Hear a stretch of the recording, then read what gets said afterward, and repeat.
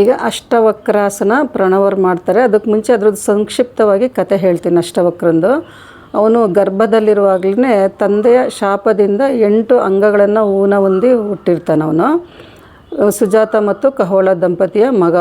ಅವನು ಮುಂದೆ ಶಾಪ ವಿಮೋಚನೆ ಆಗುತ್ತೆ, ತಂದೆಯಿಂದನೇ ಶಾಪ ವಿಮೋಚನೆ ಆಗುತ್ತೆ. ಅವನು ಓಡಾಡ್ಬೇಕಾರೆ ಈ ಥರ ಎಲ್ಲ ಕೂತ್ಕೋಬೇಕಾರೆ ಎಲ್ಲದರಲ್ಲೂ ಊನ ಆಗಿರ್ತಲ್ಲ, ಸೊಟ್ಟನೆ ಕೂತ್ಕೋತಾ ಇರ್ತಾನೆ.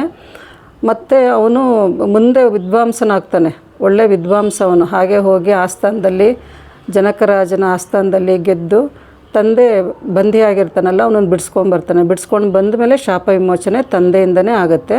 ಇವಾಗ ಪ್ರಣವರು ಮಾಡ್ತಾರೆ ಅಷ್ಟವಕ್ರಾಸನ. ಇದು ಕತೆ ತುಂಬ ಇದೆ, ಹೇಳಿದ್ರೆ ಸಂಕ್ಷಿಪ್ತವಾಗಿ ಹೇಳ್ತಾ ಇದ್ದೀನಿ. ಈಗ ಬಲಗಾಲ ಮೇಲೆ ಎಡಗಾಲು ಹಾಕಬೇಕು. ಗರ್ಭದಲ್ಲಿರುವಾಗಲೇ ಅವನು ಪಂಡಿತ ಆಗಿರ್ತಾನೆ. ಅವನು ಗರ್ಭದಲ್ಲಿರುವಾಗಲೇ ಶಿಕ್ಷಣ ನೀಡ್ತಾ ಇರ್ತಾನೆ ತಂದೆ, ಅಷ್ಟವಕ್ರನ ತಂದೆ. ಆವಾಗ ತಂದೆ ತಪ್ಪು ಹೇಳ್ತಿರ್ತಾನೆ ಅಂತ ಹೇಳಿ, ನೀನು ತಪ್ಪು ಹೇಳ್ತಿದ್ದೀಯ ವ್ಯಾಕರಣ ಅಂತ ಹೇಳಿದಾಗ ಶಾಪ ಕೊಡ್ತಾನೆ. ನನ್ನನ್ನೇ ತಿದ್ದೋಷ್ಟು ಮಟ್ಟಿಗೆ ನೀನು ಬೆಳೆದುಬಿಟ್ಟಿದ್ಯಾ ಅಂತ ಹೇಳಿ. ಇದು ಕೈಗಳಿಗೆ ಶಕ್ತಿ ಬರುತ್ತೆ, ಕಾಲುಗಳು ಸ್ಟ್ರೆಚ್ ಆಗೋದ್ರಿಂದ ಕಾಲುಗಳಿಗೂ ಚೆನ್ನಾಗಿ ಶಕ್ತಿ ಬರುತ್ತೆ, ಮಸಲ್ಸ್ ಎಲ್ಲ ಚೆನ್ನಾಗಿ ಸ್ಟ್ರೆಚ್ ಆಗೋದ್ರಿಂದ. ನಿಧಾನ ವಾಪಸ್ ಬನ್ನಿ. ಇದನ್ನು ಎರಡೂ ಕಡೆನೂ ಮಾಡ್ಬೋದು, ಎಡಗಡೆನೂ ಮಾಡ್ಬೋದು. ಈಗ ಬಲಗಡೆ ಮಾಡಿ ತೋರಿಸಿದ್ದಾರೆ. ಇದನ್ನು ನಿಧಾನವಾಗಿ ಅಭ್ಯಾಸ ಮಾಡ್ಕೊಳ್ಳಿ ಎಲ್ಲರೂ. ಇದು ತುಂಬ ಖುಷಿ ಕೊಡುತ್ತೆ ಮಾಡ್ತಾಯಿದ್ರೆ.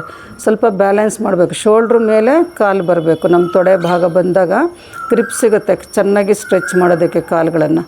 ಇನ್ನೊಂದು ಸಲ ಮಾಡಿದ್ರೆ ಮಾಡಿ.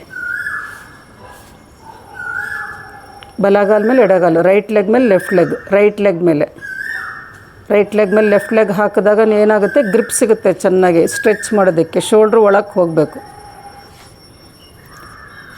ಇದೇ ರೀತಿ ಅವನು ಓಡಾಡ್ತಾ ಇದ್ದ ಅಷ್ಟವಕ್ರ ಎಲ್ಲ ಕಡೆ. ನಿಧಾನ ವಾಪಸ್ ಬನ್ನಿ. ರಿಲ್ಯಾಕ್ಸ್, ನೇರ ಕೂತ್ಕೊಳ್ಳಿ. ಡೀಪ್ ಇನ್ಹೇಲ್ ಎಕ್ಸೇಲ್ ಮಾಡಿ.